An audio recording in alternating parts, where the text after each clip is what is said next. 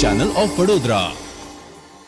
ડભોઈ નાંદોદી ભાગોળ પાસેથી પસાર થતી પીવાના પાણીની લાઇનમાં 5 થી 6 જગ્યાએ લીકેજ હોવાને લઈને પીવાના પાણીનો વેડફાટ જોવા મળી રહ્યો છે।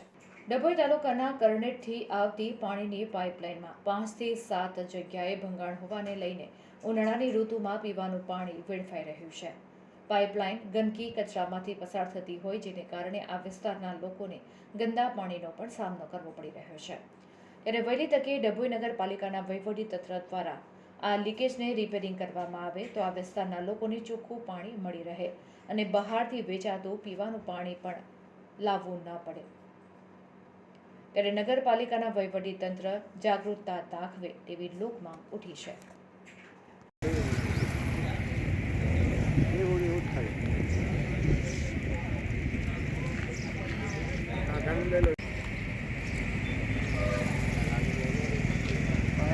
फायदे आता जल फुटेल जमीनમાંથી પાણી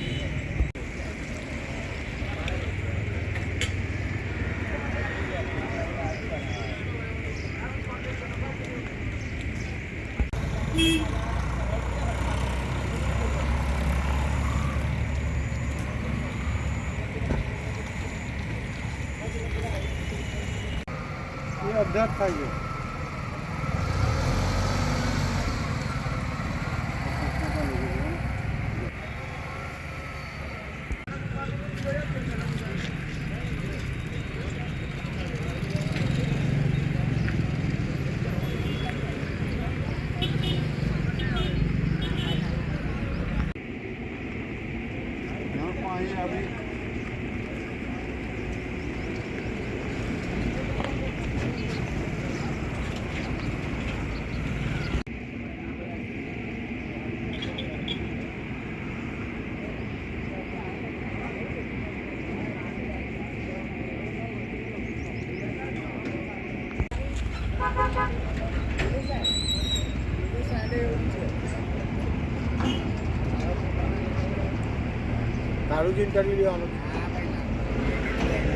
આમાં શું છે, નાંદોદી ભાગોળ પાસે અહીંયા છે ને પાઇપ લીકેજ થઈ ગઈ છે તો એમાં શું છે કે ગંદુ પાણી આવે છે, બરાબર છે।